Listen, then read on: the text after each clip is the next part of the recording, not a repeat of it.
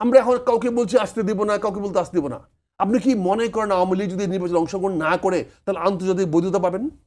Absurd, অসম্ভব, অসম্ভব, পাবেন না, এটা হইতে পারে না। আপনি চাইতে পারেন আমি অমুককে চাইবো না, কিন্তু অসম্ভব। আওয়ামী লীগকে অংশগ্রহণ করতে না দিলে কোনো বিদেশি পক্ষ নির্বাচনের বৈধতা নাও দিতে পারে। ভারত তো দিবেই না, এবং অনেক রাষ্ট্র দিতে পারে না। ওয়েস্টার্ন ইউরোপিয়ান ভারতের মতামতটা কেন এতটা গুরুত্বপূর্ণ হবে? ওয়েস্টার্ন ভারত একটা দেশ, দেশ তো বটেই। ভারত 2014 সাল 18 সাল 24 সালের ইলেকশনে মেনে নিয়েছে, সবার আগে পুরো দিয়েছে। দিবে না, এটা কনসিডার রাখতে হবে আপনাকে, রেখে আপনি আগাইতে হবে। সে দিবে না। আপনি ওয়েস্টার্ন ইউরোপিয়ান কান্ট্রিগুলো নাও দিতে পারে, কারণ আপনি নির্বাচনে আমার কাছে আমি খুব ভালো লাগতো আমি যদি বলতে পারতাম হ্যাঁ আওয়ামী লীগ নির্বাচন করবো, যদি অল্টারনেটিভ আমার থাকতো আমি ফার্স্ট ম্যান বলতাম।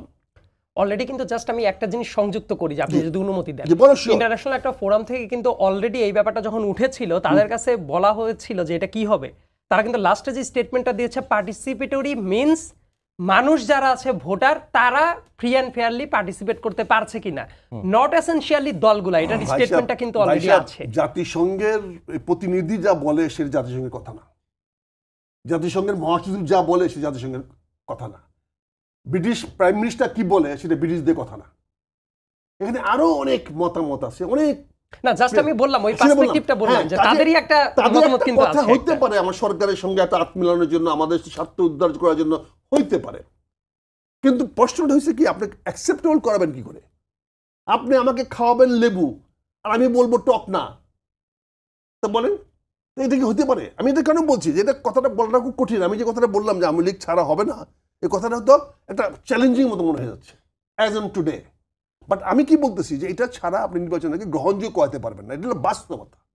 কারণ আপনি 5ই আগস্ট 2024 সন আর 28 আগস্ট 2025 এক না। আপনি যে ছবি আজকে টেলিভিশনে দেখান, আপনি অতীত দেখাচ্ছেন। আজকে টেলিভিশন দেখান না আপনার মিছিলে কটা লোক আছে, আজকে দেখেন না ঢাকা শহরে কোন দাবিতে কতজন লোক মাঠে নামছে। আপনি ওই ছবি দেখাচ্ছেন কেন? আপনি আজকের মিছিলের ছবি দেখান। এটা আমি একটা বললাম, you may disagree with me, এতে আমি সেটা বলছিলাম। আমি থেকে বললাম যে এটা একটা চ্যালেঞ্জের মধ্যে দাঁড়াবে, এটা আমি চ্যালেঞ্জ হিসেবে মনে করতেছি। এটা যদি ওভারকাম করতে পারেন গুড এনাফ, ইটস ওয়েলকাম, কিন্তু আমি একটা চ্যালেঞ্জ দিচ্ছি। দ্বিতীয়ত বলছি নির্বাচন কমিশনের দুর্বলতা। নির্বাচন কিন্তু এখন পর্যন্ত স্বাধীন আস্থার ঘাটতি রয়েছে। নির্বাচন কমিশন কিন্তু এখন পর্যন্ত কিন্তু আমাদের দেশি বিদেশি রাইসা টাকা ঢালতেছে, বলতে টাকা দেবো টাকা দেবো টাকা দেবো, অর্থাৎ একটা ব্রাইভিং সেন্টার হয়ে গেছে, একটা ঘুষ সেন্টার হয়ে গেছে। কারণ ওই কনসালটেন্সিরা কি আপনি প্রতিদিন দেখবেন অমুক অ্যাম্বাসেডার এসে বলছে এই টাকা দেবো ওই টাকা দেবো। আরে ভাই তুমি কি শালা ভিক্ষা করা জায়গা এটা? তারা ওখানে গিয়ে কেন বলবে আমি তোমাকে অর্থ দিব? না না আমার কথা কথা না, না না অন্য অংশীদার। তুমি কে? তোমাকে চাইছি আমি? তোমাকে এই প্রোগ্রাম দিয়েছি? আমি বলছি তুমি কেন আমাকে দিচ্ছ? তার মানে তুমি আমাকে এলুড করতেছো, তুমি আমাকে প্ররোচিত করতেছো একটা অপরাধে দিয়ে যাওয়ার জন্য। It is negative. আমি বলছি এটা আর দুটো চ্যালেঞ্জ, আর তিনটে চ্যালেঞ্জ আসতেছি। সরি এই জন্য লিখে নিয়ে এত বুড়া হয়েছে তো মনে থাকেন সবকিছু, এই নোট নিয়ে আসি আর কি। মানবাধিকার লঙ্ঘন, এই যে আজকে একটু আগে হত্যার কথা বললেন, একজন সাংবাদিকের লাশ পাওয়া গেছে নদীতে,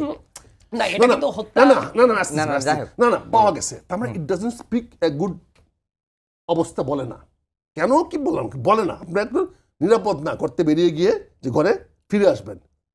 একজন এত বড় সুইসাইডাল ইস্যু হতে পারে, কারণ তার একটা নোট যেটা হোয়াটএভার হইতে পারে, কিন্তু কথাটা হচ্ছে যে আমাকে তো বুঝাইতে হবে। দুদিন পরে বললাম কেন, কাজে এখানে মানবাধিকার লঙ্ঘন, সহিংসতা, ভয় ভীতি, সংখ্যালঘুদের উপর বাদ দিয়ে দিলাম, কিন্তু আপনি তো একটা মব জাস্টিসের মতো পরিবেশ এখনো চলতেছে। এখনো তো আপনি কথা বলতে পারছেন না। এই যে আমি এত যদি আওয়ামী লীগের কথা বলি আমি ঘরে ফিরে যেতে পারবো কিনা আমি জানি না। মব জাস্টিসের এটা, তাহলে এটা তো নির্বাচনের জন্য সঠিক না। এখন মব জাস্টিস স্থির করে দিলেন ইলেকশনের সময়, তখন কি করবেন আপনি? তারপরে আস্তে আস্তে অর্থনৈতিক চাপ, যেটা আপনি খুব সুন্দর বলেছেন, মূল্যস্ফীতি ও অসন্তোষ যা নির্বাচনের পরিবেশ উত্তপ্ত করবে।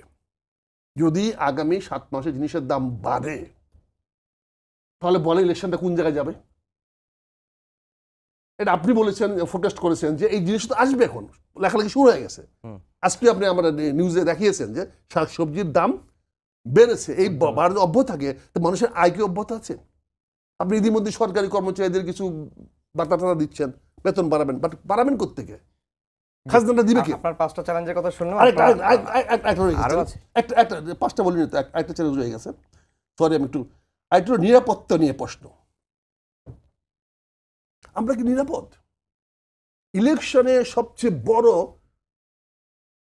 যে ইঞ্জিনিয়ারিংটা করা হয় ইলেকশনটাকে প্রমাণিত করার জন্য, সেখানে প্রশাসন এবং পুলিশের দায় সবচেয়ে বেশি। আমরা কি পুলিশের কাছ থেকে নিরাপদ? বাংলাদেশ কি এখন প্রশাসনের কাছ থেকে নিরাপদ? আপনি কি জানেন প্রতিটি থানায় কিভাবে প্রশাসন মানুষকে অত্যাচার করতেছে, কিভাবে টাকা আদায় করতেছে? আপনি 5-7 জন লোকের কাছে আজকে থানা জিম্মি, তাদেরকে আপনি চাঁদাবাজ বলতেছেন, কিন্তু চাঁদাবাজটা দিয়ে কি গেইন করতেছে তারা? তারা তো চাঁদাবাজির বিনিময়ে ওসি বা ইউনোকে ব্যবহার করতেছে। চাঁদাবাজিটা তো সে টাকা চাইয়া নিতেছে না, তোমাকে ফেসিলিটি দিব। কাজে এখানে আপনি নিরাপত্তার জন্য এখানে একটা চিন্তা করতে হবে, কাজে নিরাপত্তা কিভাবে দিবেন?